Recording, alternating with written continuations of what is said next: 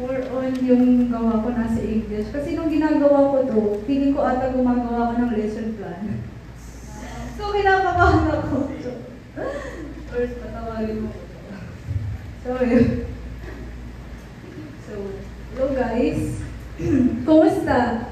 Kumusta yung napakainit na araw? Last week, pinaliwanag sa atin ni Ate Reg ang katangian ng isang good shepherd. At lahat daw tayo ay isang shepherd. At the same time, lahat din tayo ay isang sheep. Now, Jesus is telling us what we need to do to become a fruitful shepherd and an obedient sheep. To become a shepherd, we need nourishment. And we can afford true and healthy nourishment when we stay on our true source. That is Jesus.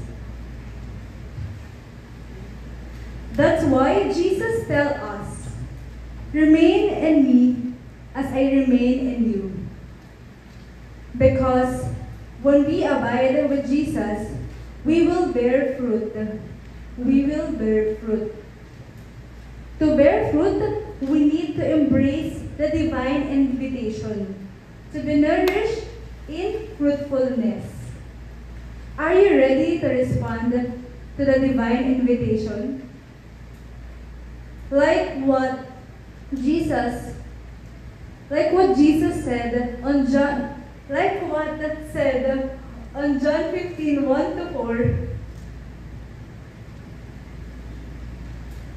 Sinong gustong magbasa? Okay, sabay-sabay na lang po tayo magbasa. Jesus said to his disciples, I am the true vine, and my Father is the vine grower. He takes away every branch in me that does not bear fruit, and every one that does bears more fruit. You are already full, because of the word that is spoken to you. Remain in me, as I remain in you. Just as the branch cannot bear fruit on its own, unless it remains on the vine, so neither can you unless you remain in me. it is Jesus who calling the disciples, you, his disciples, to remain with him. He must remain in him in order to produce fruit.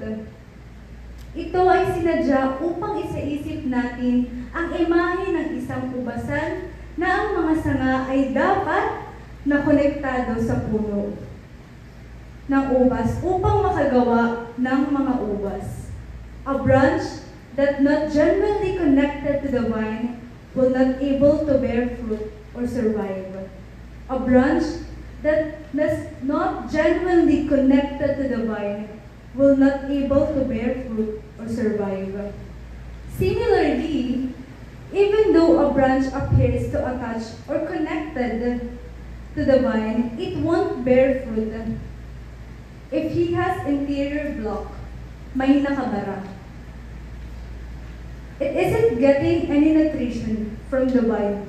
Wala itong nakukuhang nutrition sa ating source dahil nga may nakabara. For example, we are attending SOS, Mass, Row, podcasting, at meron pa tayong kanya-kanyang apostolate tulad ng youth sa teens, ng teens sa kids. Pero, ngunit kahit konektado tayo sa vine dahil nga uma-attend tayo ng Verbum Day, maaari pa rin na ito makonsider na di effective or may sira, may lamat o hindi gumagana, hindi tayo nakakapag-produce ng fruit.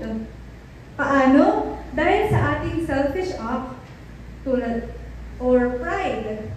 Tulad ng may galit tayo kay ano, o yung may ayaw natin siyang pakinggan, yung may mga lumalabas sa ating bibig na mga hindi magaganda tulad ng pamumuna na walang konteksto, pagmumura, o kahit yung mga puot natin sa isip natin. Yun yung mga bara na nagiging consider tayo na the affective branch. Hindi affective na sanga. Dahil doon, hindi tayo nakakapag-produce ng fruit or hindi tayo nakakakonekta ng maayos sa Diyos. This branch will be known as defective, may sira, by the lack of fruit. A fact which any good farmer or vine dresser, as the Bible describes, will respond to a removal of that branch. Kailangan siyang tanggalin, kahit konektado siya, kasi hindi siya namumunga. As you consider yourself as a shepherd na kailangan mamunga, ikaw ba, sa tingin mo, anong klaseng sanga ka? Or anong klaseng branch ka? Ikaw ba yung namumunga? Or ikaw yung defective na sanga na kailangan tanggalin o malapit nang maging defective kasi may maliit na interior block na kailangan tanggalin para ikaw ulit ay mamunga. When we enter sa process ng pagtatanggal ng block or let's just say pag-heal or pagbabago, kailangan natin ng humbleness. We need to be humble and open yourself to Christ. Because Christ Jesus is the true vine and the source of spiritual nourishment that may heal us. Like what said on John 15:5. Sabay-sabay ulit. I am the vine, you are the branches. Whoever remains in me and I in him will bear much fruit. Because without me you can do nothing. Jesus, the vine, serve as reminder to us that we are the branches emerging from the vine, are totally dependent upon Him to our survival, spiritually growth, and well-being. Without Jesus, we cannot endure more than that. Without Jesus, our lives will not be complete. While surviving is all about avoiding death moments by moments, actually, living is about experiencing abundant growth. It's one relationship with God. While on earth, we have the opportunity to live a fruitful life.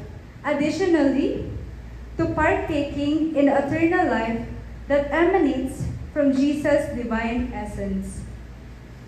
True believers in Christ will experience spiritually fruition and self-maturation. Ang tunay na pananampalataya kay Kristo ay makakaranas ng spirituality at makakaranas ng maturity. Do you know what your fruit is? Because we will know our fruit. Ask yourself, your action, belief, and attitudes vary in any way from those unbelieving world should be questioned. Even lifelong Christian, in event that individual claims that Christian and he been one since they were a child. Tulad ko, na galing ako sa isang sarado katoliko, but hindi ko tulad ng sasabihin ko susunod but reject the teaching of Jesus and accept the contemporary definition of right and wrong. But that individual owed to us God to transform them. To be honest, there should be self-doubts about someone's sincerity of submission to God.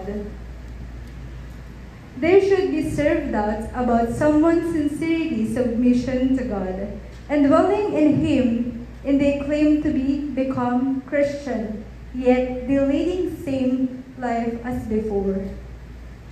Ikaw pa rin ba yung dating ikaw? Or ako pa rin ba yung dating Nick? na mahiyain, mabilis matakot, mahilig magkumpara ng sarili sa iba, iyakin, at mahilig mag-doubt sa Diyos. Kung sasagutin ko ito, actually hindi na. Hindi na ako mahiyain, halata naman. Hindi na rin ako mabilis matakot, at lalong-lalo na hindi na ako mahilig magkumpara ng sarili ko sa iba. At lalong-lalo na hindi rin ako iyakin ngayon.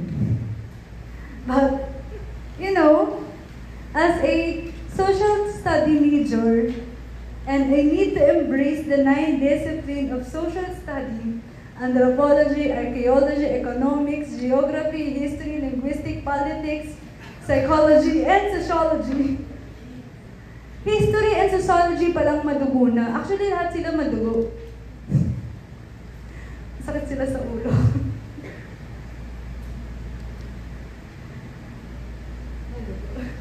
At madadaanan mo pa yung dark history ng church. It's really quite difficult not to doubt. Doubt kung sino ba siya.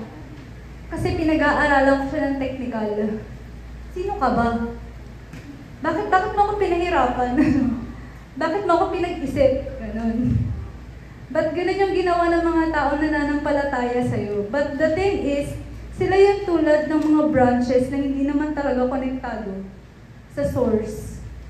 And now, you're trying, me as a person, I'm trying na maging connect genuinely to Him. But by the grace of God, I already conquered those. I already learned to listen to the soft voice of God, who strengthened my faith. Actually, that soft voice that I am referring, maliban kay God, meron konkretong tao na binigay sa akin ng Diyos, syempre. Kala ko wala siya dito ngayon. Kala ko wala siya dito. Pero nandito siya. Di sana ako makakordan kung wala ako, no? Actually, yan si Kuya Bong. Sino-sino tinitignan niyo dyan? Ayan si Father Bong.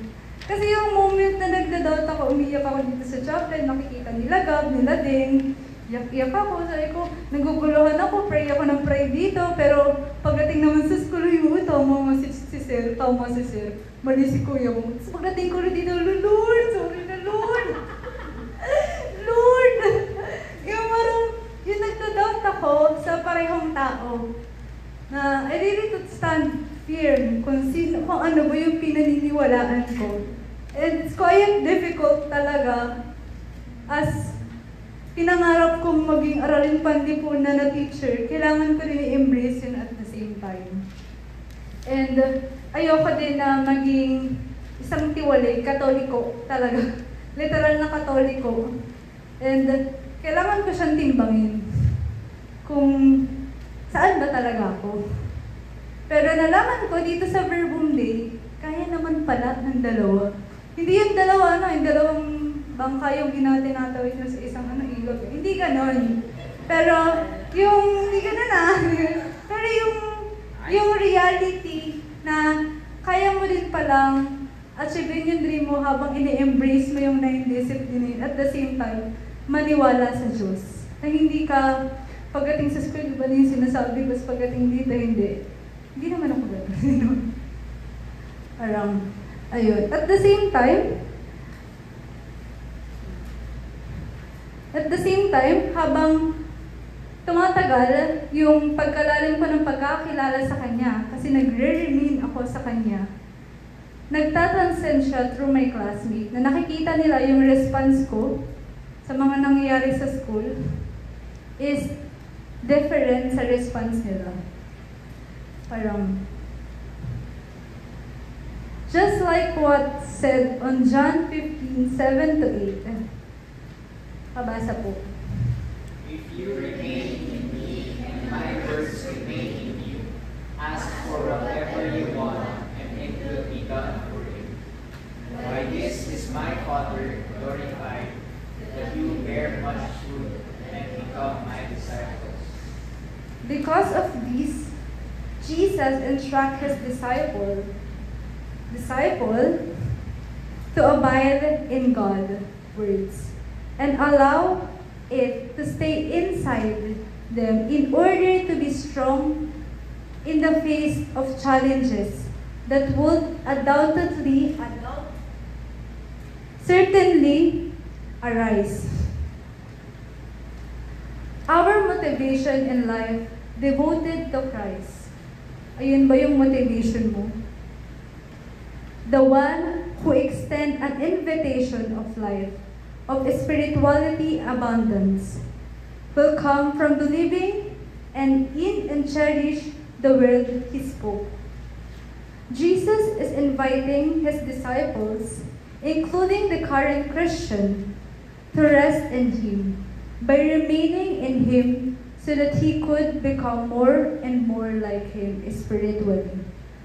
It is a blessing to able to become more Christ, and we should always be grateful for the chance, the invitation to show the kindness of our Savior to the world and need of redemption. Let your conversation with others and at the same time with God to be directed toward honoring Him. Lahat ng gagawin natin or gagawin ko bilang tao at bilang Kristiyano ay nakaturo sa Kanya. Hindi nakaturo dito. Sa Kanya, guys. Ganito. Ganito, para lahat na sa Kanya. Let your time be spent in the ways that would not see an unproductive branch.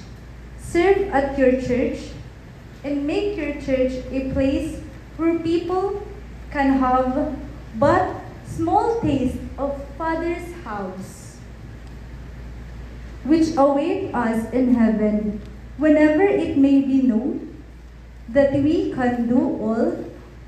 This is more if we abide in Christ, our Savior and our God. I invite you to remain in Him as He remained in us, because whoever remains in Him will bear fruit much.